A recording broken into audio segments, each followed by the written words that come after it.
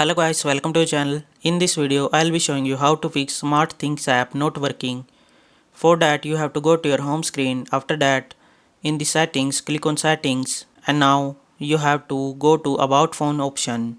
And now you will see here a system update option. Click on system update. After that, you have to make sure your operating system is up to date. If you see any update available on your device, you have to update your device.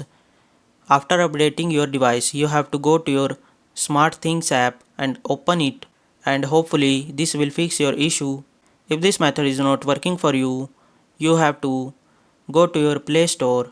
After that, you have to go to search bar and type SmartThings, and now here if you see any update available, you have to update your SmartThings app, and after that you have to open your SmartThings app and this will fix your issues.